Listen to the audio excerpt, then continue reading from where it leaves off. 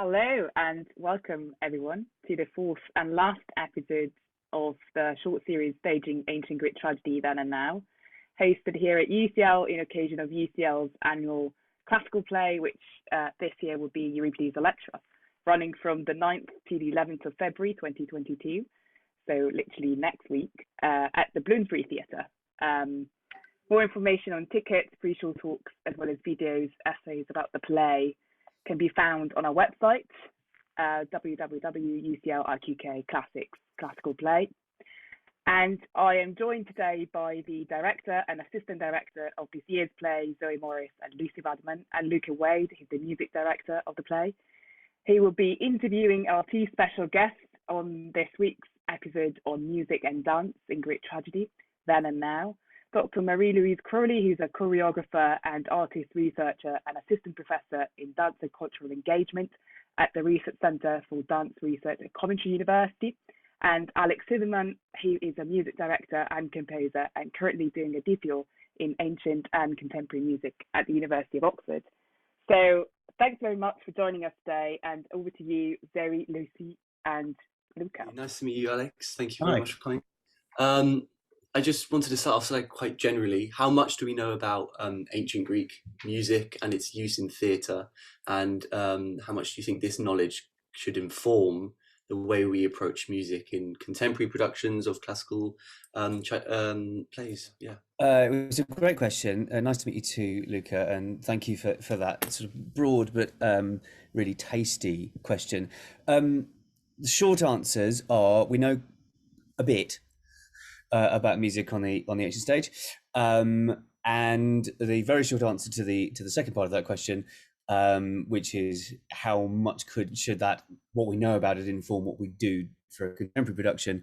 The shortest answer for that is anywhere on a spectrum from not at all to as much as you like, and it's over to you, and it very much depends on the people you're working with and the people you're telling your story to.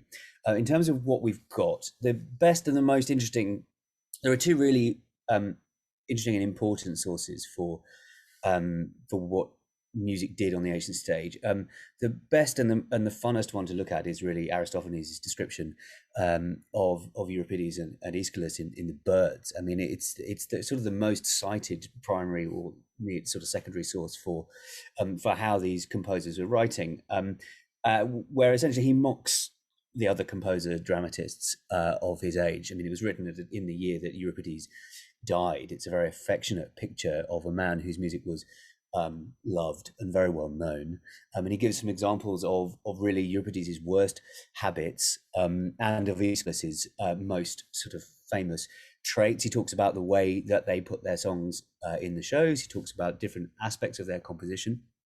And it's really worth a look for anybody who's thinking about the mechanics of music in drama.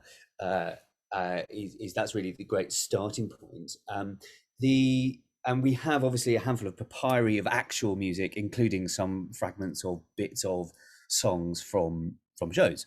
It's important to remember when we talk about Greek tragedy and Greek comedy, we're talking about music theatre. These are plays that are dominated by big set piece bits of music, and we are fortunate to have a handful of those with what is musical notation. It doesn't really tell us how those pieces of music sounded, but it gives us an idea of how we could go about reconstructing them and how we could think about hearing them. So the most interesting and the most fulsomely sort of research to those is the fragment of the song from Orestes, the sort of interesting companion piece, if you like, to Electra, maybe the other side of the coin. And Armand Dongour's done some very interesting work on that in the last few years, which you might have seen videos of. And part of that work is creative, part of it is reconstructive, and we learn lots of things about these sorts of melodies that were being used in these plays from that work. So to move and how that worked with the sort of instruments and the sort of people that were available on stage in those productions. And it's worth, I don't want to dwell too much on that data, which you can read about somewhere else, but think about answering your bigger question, which is how whether that information is useful to you as a musician who's telling a story today. And in my personal experience as someone who writes music for ancient plays a lot, it's really great to know that stuff. Does it inform how I write for the modern stage? Very seldom, because I don't write for an ancient Greek audience. I don't write with ancient Greek instruments. I write for living, breathing performers in a theatre, quite often indoors, and largely, hopefully, it's full. Although in these post-COVID times, who knows if there'll be any bums on seats? But hopefully, it's full of living, breathing people who have a completely different frame of reference. That is not to say that the way I write isn't informed by the content of the plays themselves, because there is so much music right there in the plays. You know, Electra is full of songs. It's got a stonking great monody at the beginning for Electra to sing. That is she sings a great big song. You've got a handful of choral odes and really interesting metrical information. Meter is really my fetish in my area of research. So looking at what rhythms the poet has given to those songs, how that affects the tempo, how it affects the pace, how it affects what people are going to do with their bodies in space, which is something that Marie-Louise, I expect, might want to talk about very shortly. And as a composer, that is such a gift, right? Because you're never starting with a blank page. I don't have to use all that stuff, but the poet, which is to say the composer I'm collaborating with over a gap of 2,500 years, and believe me, the ones you work with who have been dead for 2,500 years, really quite often a lot easier to work with than the ones who are more recently alive. He gives you a load of stuff to play with, and you'd be silly as a musician not to take that into account. You don't have to feel slavishly attached to what they give you, but it's giving you a lot of things to play with. Should it inform the way you approach music? It can do, and when it does, it's all to the good, as far as I'm concerned. It's a really great starting point. The key thing is that you are making sure that every decision you make is about the people you've got on stage and the people you've got in your audience. So if that starts to become a barrier between you and your performers, or between your performers and the people they're telling the story to, then you've got a problem. And that's where your craft as a modern exponent of what you're doing has to kick in and say, yes, now, or no, not now. But there's so much. I'm not going to talk for too much longer because there's other questions to answer. But I think what that information gives us is starting points, really interesting, fruitful, creative starting points, and it gives us pointers to stagecraft. There's a chorus on stage for masses of this play. What are they doing there? They're telling us where to look. They're telling us how to feel, and they're telling us there's a song here. Use all that information as much as you can, or as little as you like. That same question of the intention and kind of how we can understand music, I think, can travel onto choreography. And we have a question about what we know about ancient dance and how it's possible for us to know about dance the same way with music when it's not something that we can preserve. Sure, and I would say even less than music, because we are lacking a notation at this time of the dance. But I like to think of the choreographer as an archaeologist, because what we do have is the text.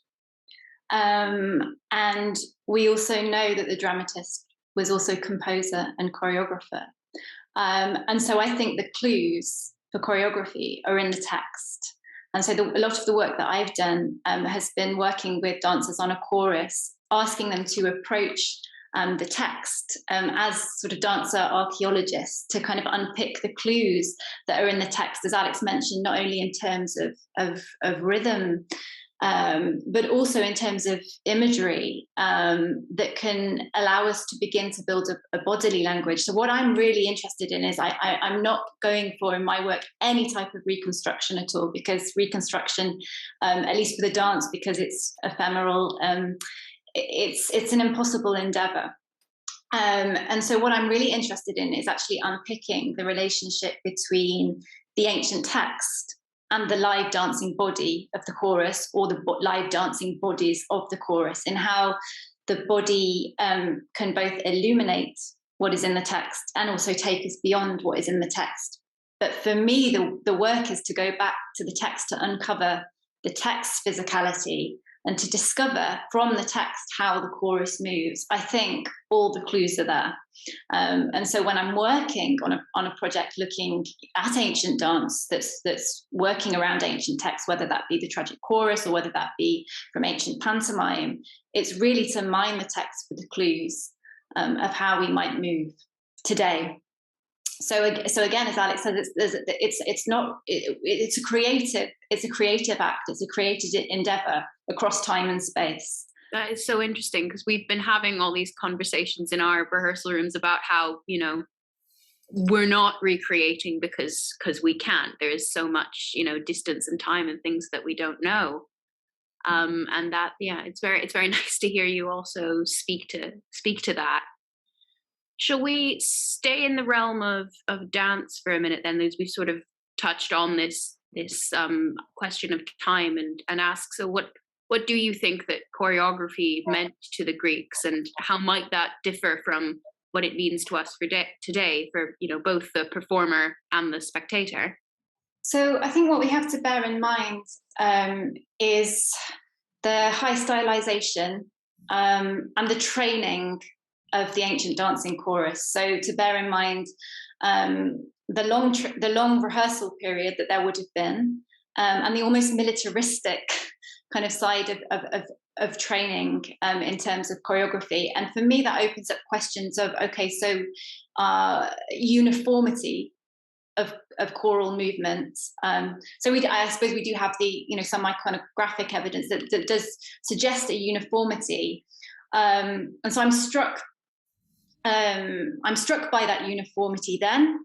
And whereas today I'm actually interested in the shifts in choral movement between individual and collective. So moving away from uniformity and to move towards multiform choruses.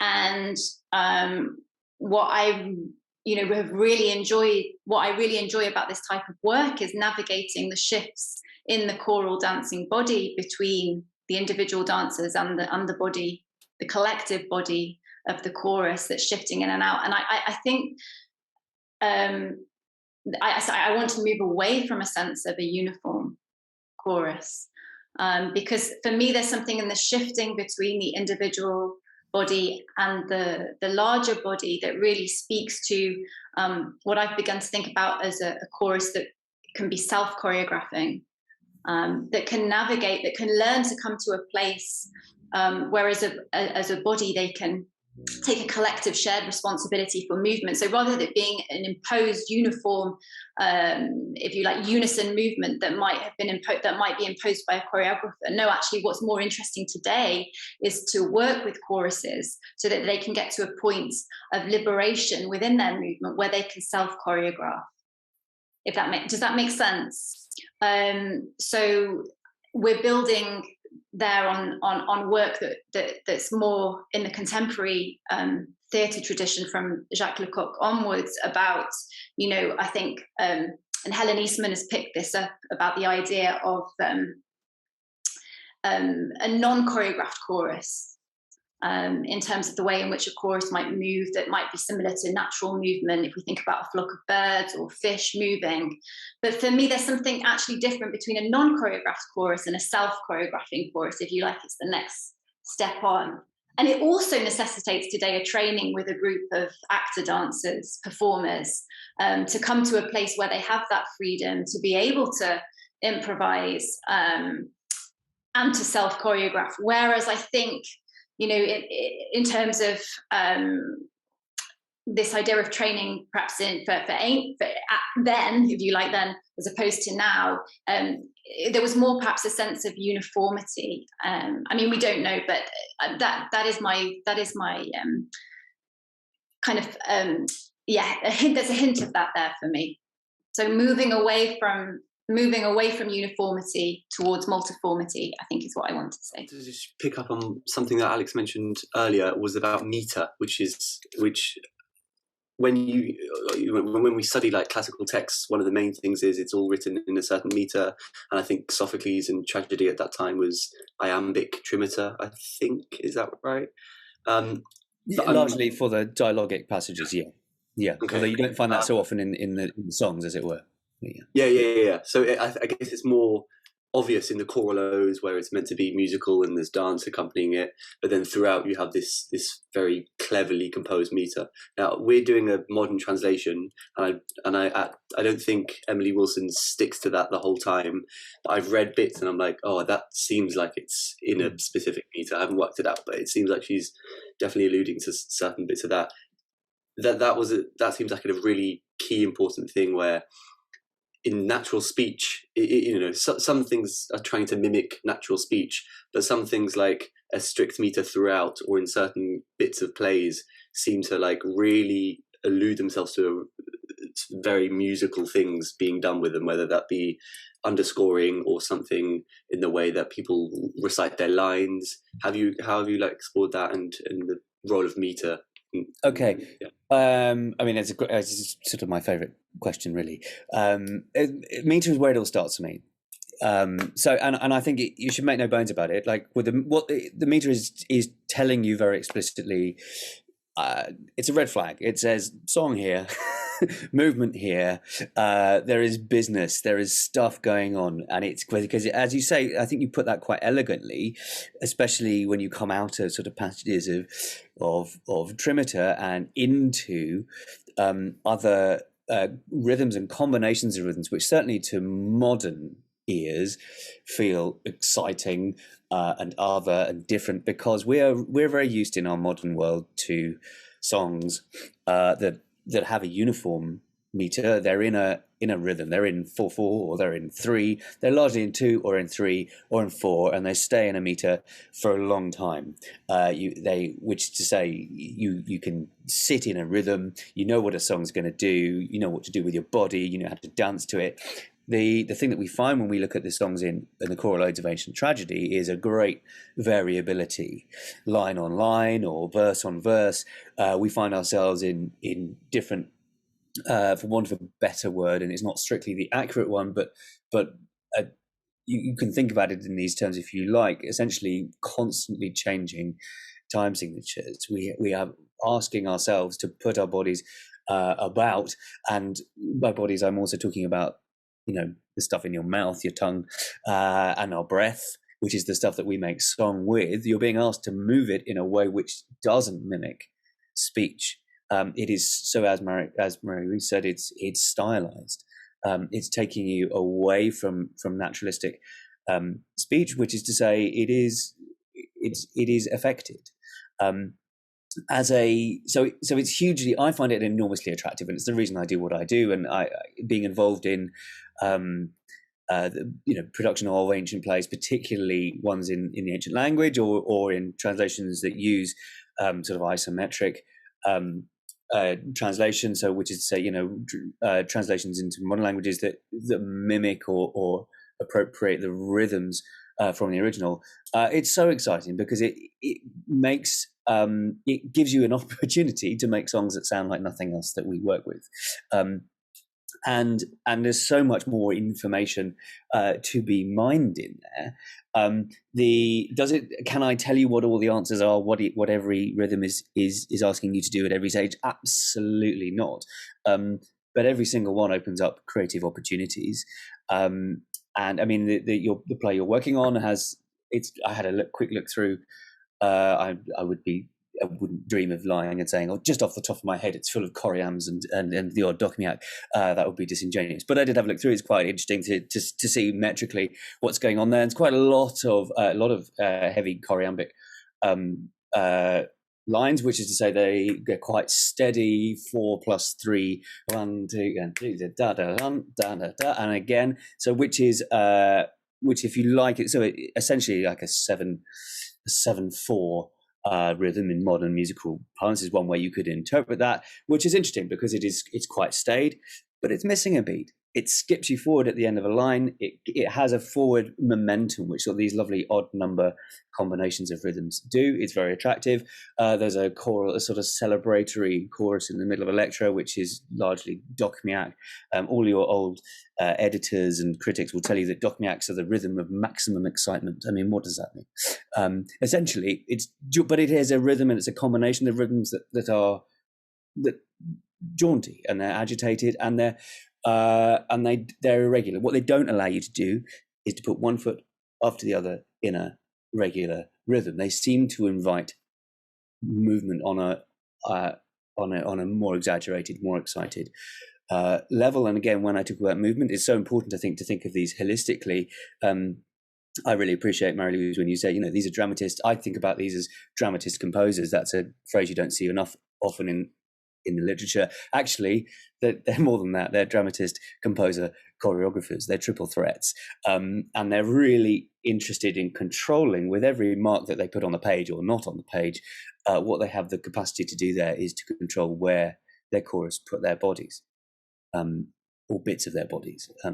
So I don't know if that answers your question, but I guess the simple image I guess I can leave you with in terms of how my craft and working in the modern age with material that comes from ancient stage is the place to start to me is the meter. It's look at the verse. What does this have? What rhythmic content does this have? What has this composer, choreographer, given me to play with?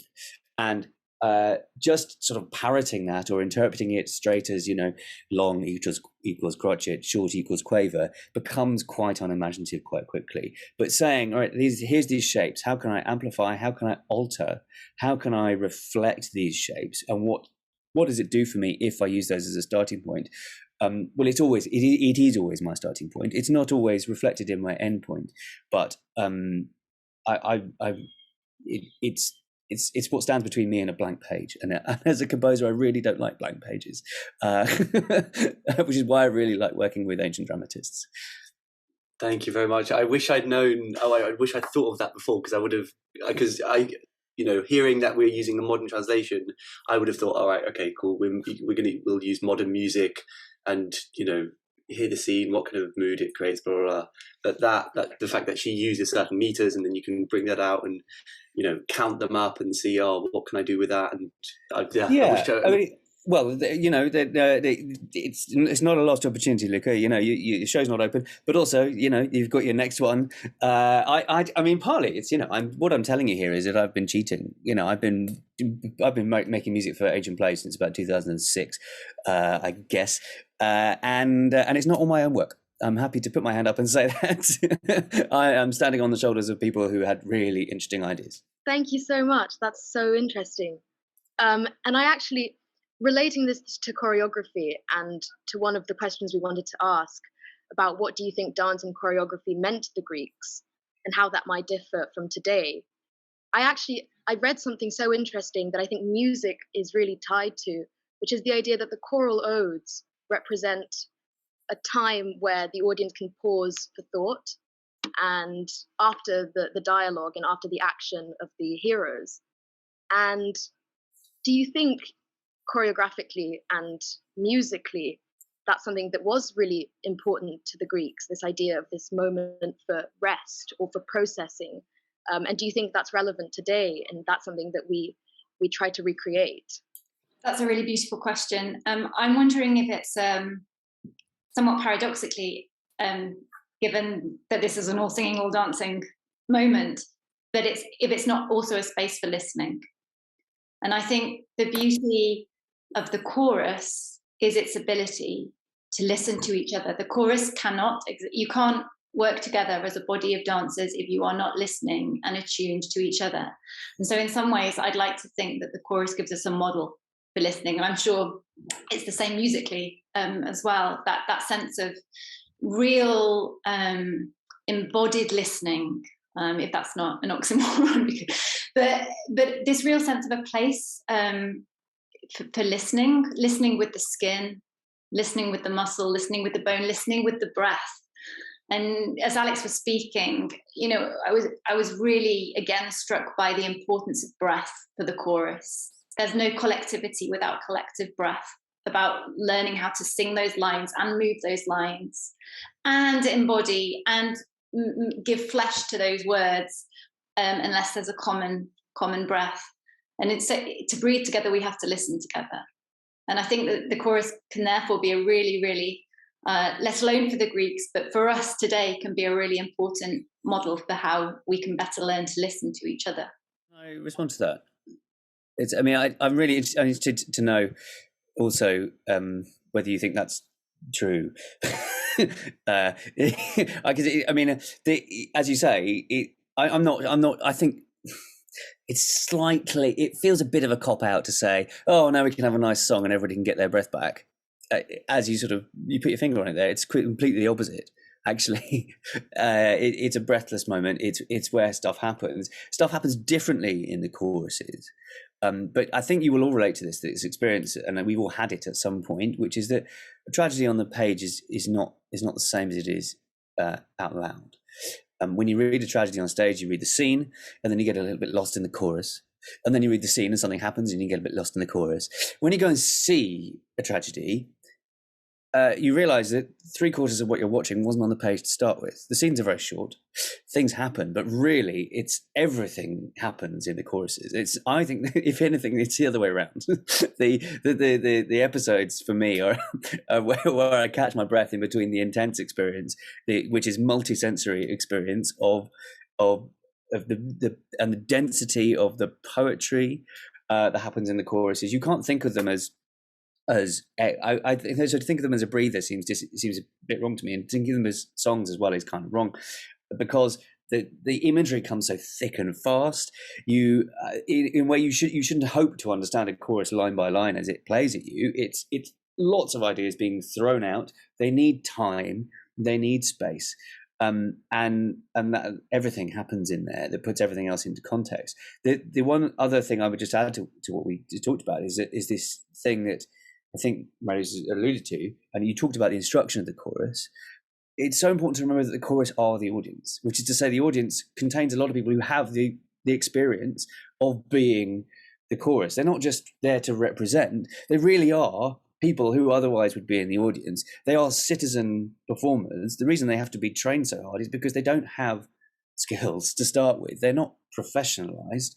They are a community telling a story to their peers. So a lot of the people in the audience are having that experience. I know there's research done on this recently about dancers watching dance. Mary Louise, you can talk about this much more. That was done at UCL, I believe that work.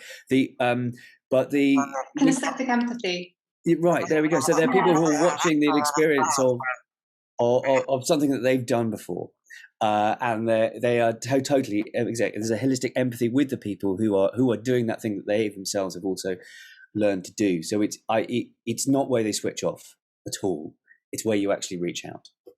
I wonder if I can just chip in and build off of that. I wonder if it's the space for active listening, because all these, both the performers in the chorus and those, as Alex is saying, who are in the audience, who have previously been in a chorus or who next year's festival will be in a chorus. It's a training for active listening. So it's not a passive experience. It might be an experience of listening, but it's an active experience. Yeah.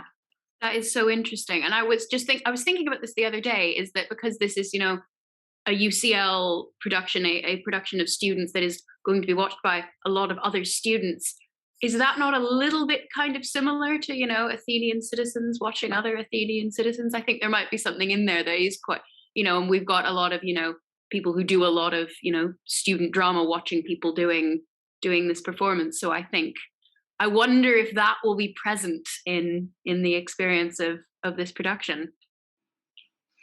I think with everything we've kind of discussed about sort of the original, perhaps like the original intention and what was happening in this ancient space, do you think these are things that translate onto the modern day? How do you think a modern adaptation of tragedy should treat these intervals? And I think it goes back to this question of us recognizing that we're creatives in the here and now of performance. We're making work for now, aren't we? That we can look back at what we know or what we don't know, and about past intentions, but really what's important is what we want, what we're intending to do in the moment.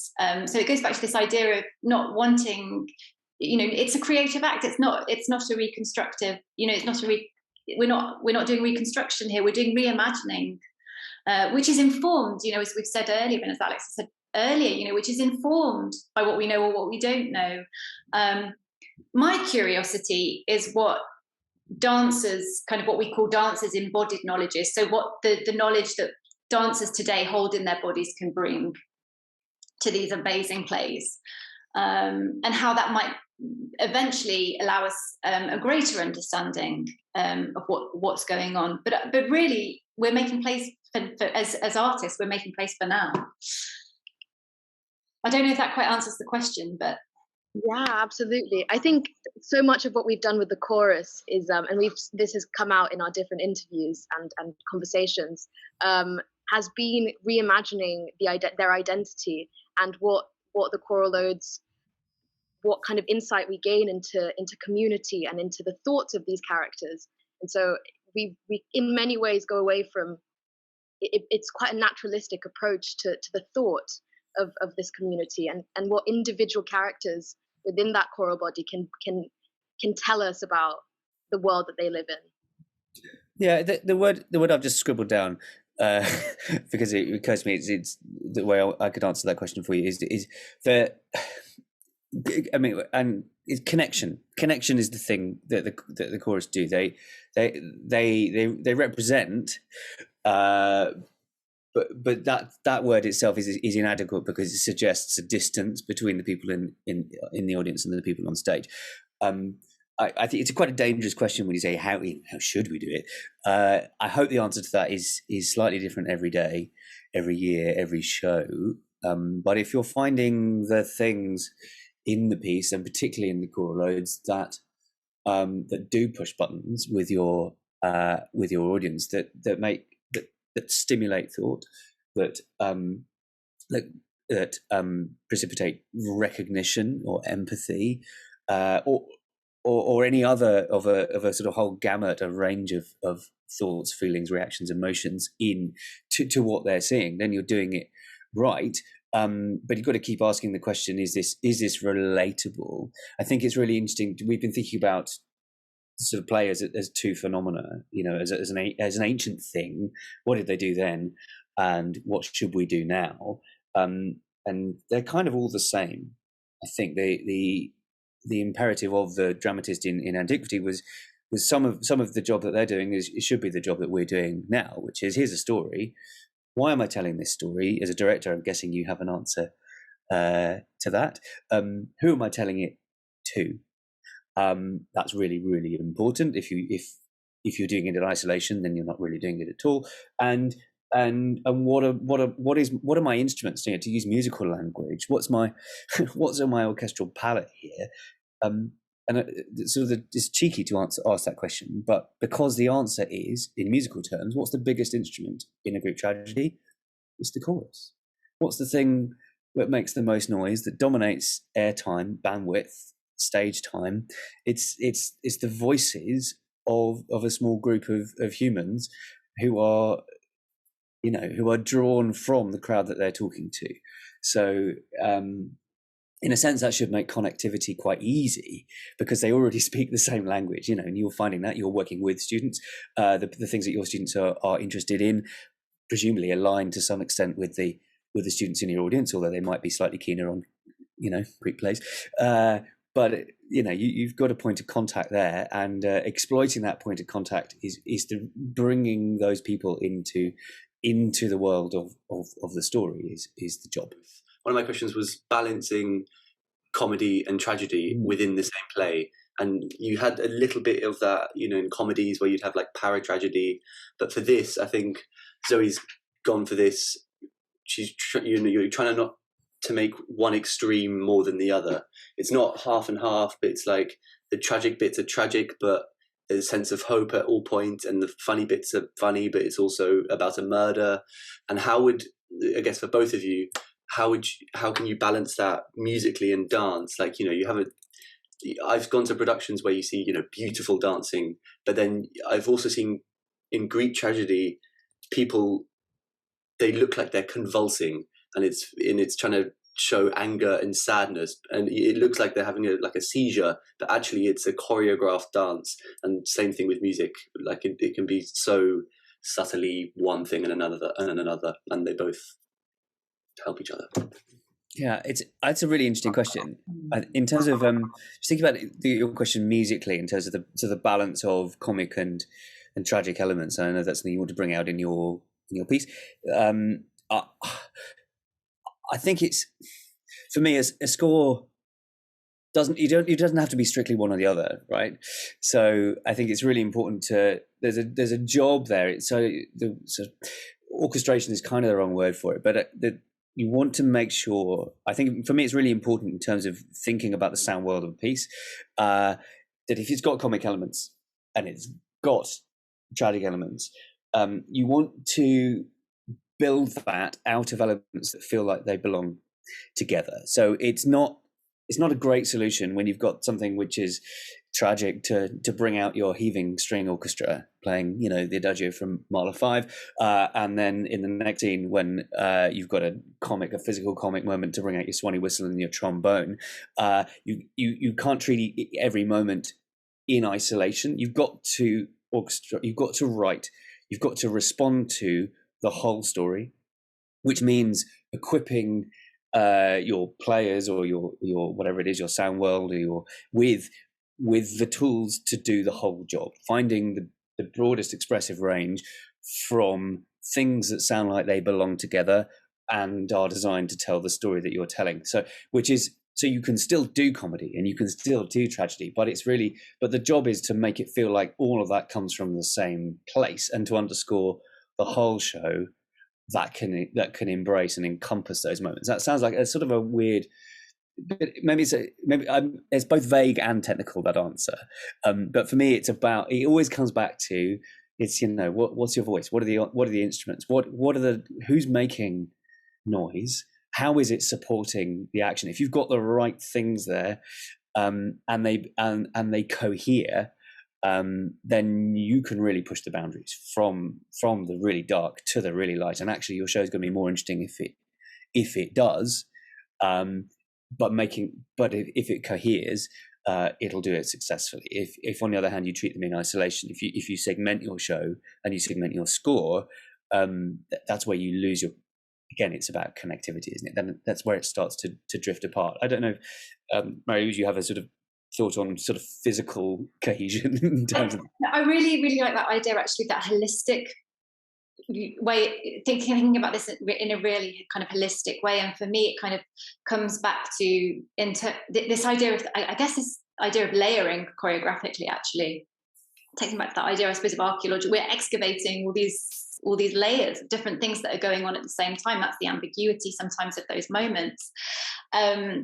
And a layering of physicality of breath. If we go back to the text of imagery and quality that then coalesce in the body in the live moment of performance. And so I think a holistic vision is really, really important, at least in how I approach this type of work. And to think about the layering and the strata that's going on musically, physically, textually, scenographically, dramaturgically. So I think a holistic vision that's a good way of looking at it.